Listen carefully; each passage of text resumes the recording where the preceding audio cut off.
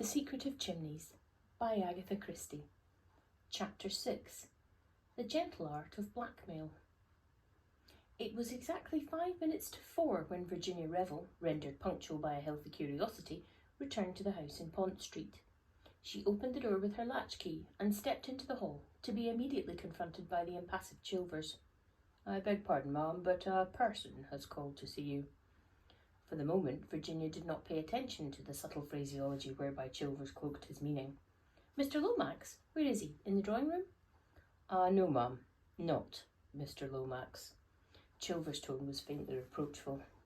"A person. I was reluctant to let him in, but he said his business was most important. Connected with the late captain, I understood him to say. Thinking, therefore, you might wish to see him, I put him, in the study." Virginia stood thinking for a minute. She had been a widow now for some years, and the fact that she rarely spoke of her husband was taken by some to indicate that below her careless demeanour was a still aching wound.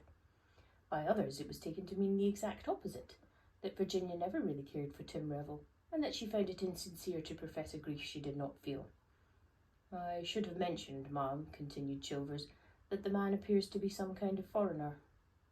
Virginia's interest heightened a little. Her late husband had been in the diplomatic service, and they had been together in Czechoslovakia just before the sensational murder of the king. This man might probably be a Czechoslovakian, some old servant who had fallen on evil days. "You did quite right, Chilvers," she said with a quick approving nod. "Where did you say you had put him? In the study?" She crossed the hall with her light buoyant step and opened the door of the small room that flanked the dining room. The visitor was sitting in a chair by the fireplace. He rose on her entrance and stood looking at her. Virginia had an excellent memory for faces, and she was at once quite sure that she had never seen the man before. He was tall and dark, supple in figure, and quite unmistakably a foreigner, but she did not think he was of Slavonic origin. She put him down as Italian, or possibly Spanish. "You wish to see me?" she asked. "I am Mrs. Revel." The man did not answer for a minute or two. He was looking at her slowly, as though appraising her narrowly. There was a veiled insolence in his manner which she was quick to feel. "Will you please state your business?" she said, with a touch of impatience. "You are Mrs. Revel? Mrs. Timothy Revel?" "Yes, I told you so just now." "Quite so. It is a good thing you consented to see me, Mrs. Revel. Otherwise, as I told your butler, I should have been compelled to do business with your husband." Virginia looked at him in astonishment, but some impulse quelled the retort that sprang to her lips.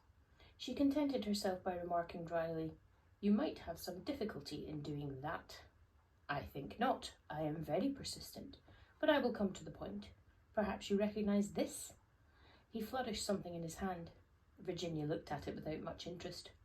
"Can you tell me what it is, madame?" "It appears to be a letter," replied Virginia, who was by now convinced that she had to do with a man who was mentally unhinged.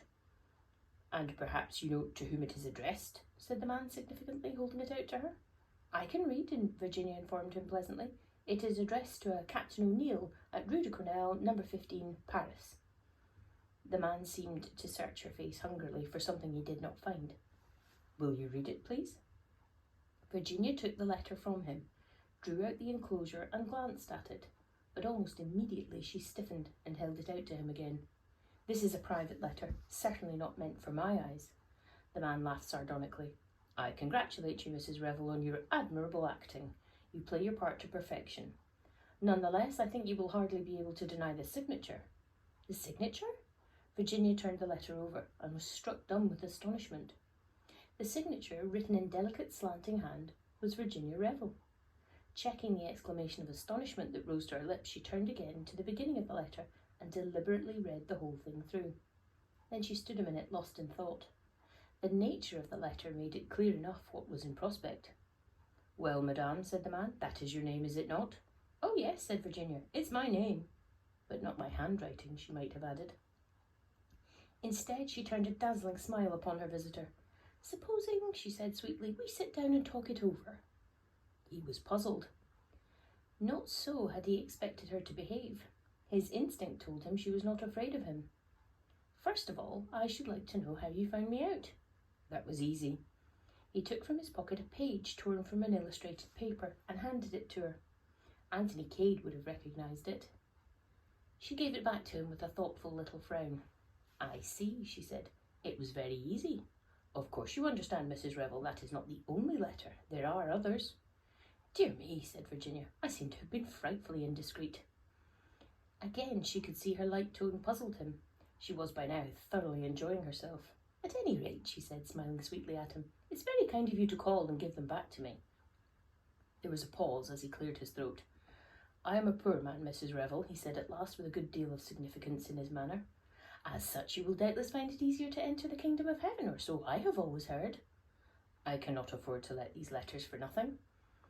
"I think you are under a misapprehension. Those letters are the property of the person who wrote them." "That may be the law, madame, but in this country you have a saying, 'Possession is 9 points of the law.'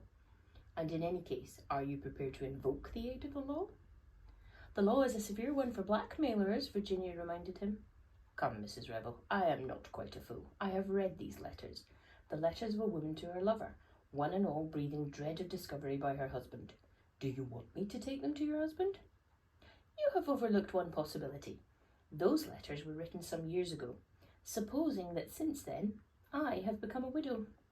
He shook his head with confidence. "In that case, if you had nothing to fear, you would not be sitting here making terms with me." Virginia smiled. "What is your price?" she asked in a businesslike manner. "For £1,000 I will hand over the whole packet to you. It is very little that I am asking there, but you see, I do not like the business." "I shouldn't dream of paying you £1,000, said Virginia with decision. "Madame, I never bargain. £1,000 and I will place the letters in your hands." Virginia reflected. "You must give me a little time to think it over. It will not be easy for me to get such a sum together." "A few pounds on account, perhaps. Say 50, and I will call again." Virginia looked up at the clock. It was 5 minutes past 4, and she fancied she heard the bell. "Very well," she said hurriedly. "Come back tomorrow, but later than this, about 6. She crossed over to a desk that stood against the wall and unlocked one of the drawers, and took out an untidy handful of notes. "There's about £40 here. That will have to do for you." He snatched at it easily. "Now go at once, please," said Virginia.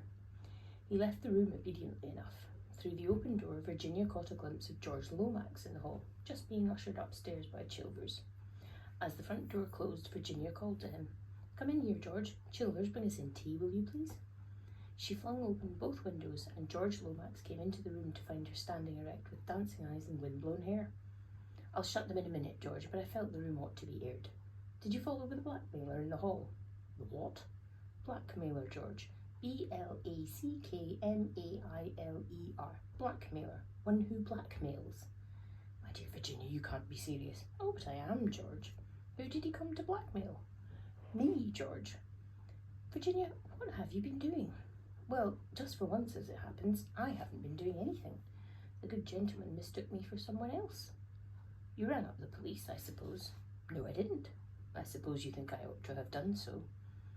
"Well," George considered weightily. No, perhaps not. Perhaps you did act wisely. You might be mixed up in some unpleasant publicity in connection with the case. You might even have to give evidence." "I should have liked that," said Virginia. "I would love to be summoned, and I should like to see if judges really do make all the rotten jokes you read about. It would be most exciting. I was at Vine Street the other day to see about a diamond brooch I had lost, and there was the most perfectly lovely inspector, quite the nicest man I ever met." George, as was his custom, let all irrelevancies pass. "But what did you do about the scoundrel?" "Well, George, I'm afraid I let him do it." "Do what?" "Blackmail me." George's face of horror was so poignant that Virginia had to bite her under lip. "You mean, I do understand you to mean, that you did not correct the misapprehension under which he was labouring?" Virginia shook her head, shooting a sideways glance at him. "Good heavens, Virginia, you must be mad." "I suppose it would seem that way to you. But why, in God's name, why?" "Several reasons. To begin with, he was doing it so beautifully. Blackmailing me, I mean. I hate to interrupt an artist when he's doing his job really well. And then, you see, I'd never been blackmailed. Well, I should hope not. And I wanted to see what it felt like. I am quite at a loss to comprehend you, Virginia. I knew you wouldn't understand. You did not give him money, I hope." "Just a trifle," said Virginia. "How much?" £40. "Virginia!" "My dear George, it's only what I pay for an evening dress. It's just as exciting to buy a new experience as it is to buy a new dress. More so, in fact. George Lomax merely shook his head, and Chilvers, appearing at that moment with the tea urn, saved him from having to express his outraged feelings. When tea had been brought in, Virginia's deft fingers were manipulating the heavy silver teapot. She spoke again on the subject. I had another motive too, George, a brighter and better one. We women are usually supposed to be cats, but at any rate, I'd done another woman a good turn this afternoon. This man isn't likely to go off looking for another Virginia Revel. He thinks he's found his bird all right. Poor little devil. She was in a blue funk when she wrote that letter. Mr. Blackmailer would have had the easiest job of his life there. Now, though he doesn't know it, he's up against a tough proposition. Starting with the great advantage of having led a blameless life, I shall toy with him to his undoing, as they say in books. Guile, George, lots of guile. George still shook his head. I don't like it, he persisted. I don't like it. Well, never mind, George dear. You didn't come here to talk about blackmailers. What did you come for, by the way? Correct answer, to see you. Accent on the you, and she pressed her hands with significance unless you happen to have been eating heavily buttered muffin, in which case it must all be done with the eyes. I did come to see you, replied George seriously, and I am glad to find you alone. Oh, George, this is so sudden, says she, swallowing a currant. I wanted to ask a favour of you. I've always considered you, Virginia, as a woman of considerable charm. George, and also a woman of intelligence. Not really. How well the man knows me. My dear Virginia, there is a young fellow arriving in England tomorrow whom I should like you to meet. All right, George, it's your party, let that be clearly understood, though. You could, I feel sure, if you chose, exercise your considerable charm. Virginia cocked her head a little to one side. George dear, I don't charm as a profession, you know. I often like people and then, well, they like me. But I don't think I could set out in cold blood to fascinate a helpless stranger. That sort of thing isn't done, George. It really isn't. There are professional sirens who would do it much better than I should. That's out of the question, Virginia. This man, he is Canadian, by way of the name McGrath. A Canadian of Scotch descent, she said, deducing brilliantly. Is probably quite unused to the higher walks of English society. I should like him to appreciate the charm and distinction of a real English gentlewoman. Me? Exactly. Why? I beg your pardon? I said why? You don't boom the real English gentlewoman with every stray Canadian who sets foot upon our shores. What's the deep idea, George? To put it vulgarly, what do you get out of it? I cannot see that concerns you, Virginia. I couldn't possibly go out for an evening and fascinate unless I know all the whys and wherefores. You do have the most extraordinary way of putting things, Virginia. Anyone would think, wouldn't they? Come on, George, part with a little more information. My dear Virginia, matters are likely to be a little strained shortly in a certain Central European nation.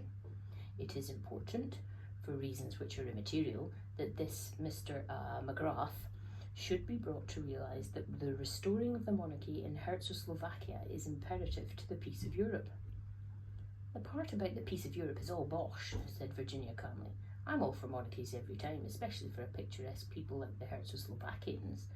So you're running a king in the Czechoslovakian states, are you? Who is he? George was reluctant to answer, but did not see his way to avoid the question. This interview was not going the way that he had planned. He had foreseen Virginia as a willing, docile tool, receiving his hints gratefully and asking no awkward questions. This was far from being the case. She seemed determined to know all about it, and this George, ever doubtful of female discretion, was determined at all costs to avoid such. He had made a mistake. Virginia was not the woman for the part. She might indeed cause serious trouble. Her account of her interview with the blackmailer caused him grave apprehension.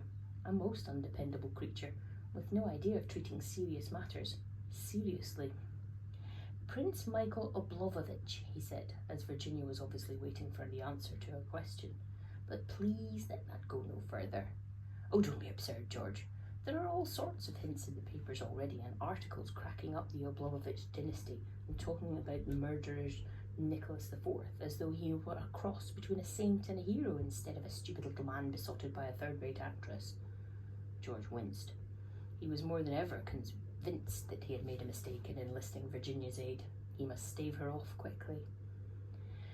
"You are right, my dear Virginia," he said hastily as he rose to his feet and bade her farewell. "I should not have made the suggestion I did to you, but we are anxious for the Dominions to see eye to eye with us on this Czechoslovakian crisis, and Magrath has, I believe, influence in journalistic circles. As an ardent monarchist and with your knowledge of the country, I thought it a good plan for you to meet him." "So that's the explanation, is it?" "Yes, but I dare say you wouldn't have cared for him." Virginia looked at him for a second and then she laughed. "George, you are a rotten liar." "Virginia, rotten? I mean absolutely rotten. If I had your training, I could have managed a better one than that, one that had at least a chance of being believed. But I shall find about it all on my own. Rest assured of that, the mystery of Mr. Magrath. I shouldn't wonder if I got a hint or two at Chimneys this weekend." "At Chimneys? You're going to Chimneys?" George could not conceal his perturbation. He had hoped to reach Lord Caterham in time for the invitation to remain unissued.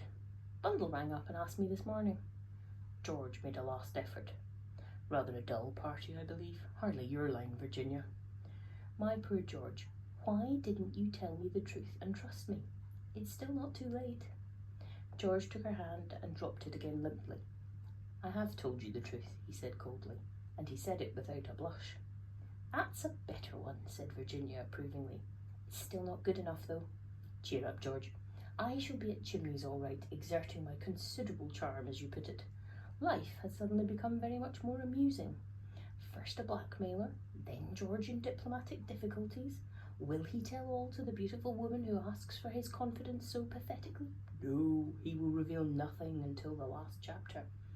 Well, goodbye, George. One last fond look before you go? No? Oh, George, dear, don't be sulky about it." Virginia ran to the telephone as soon as George had departed with a heavy gait through the front door.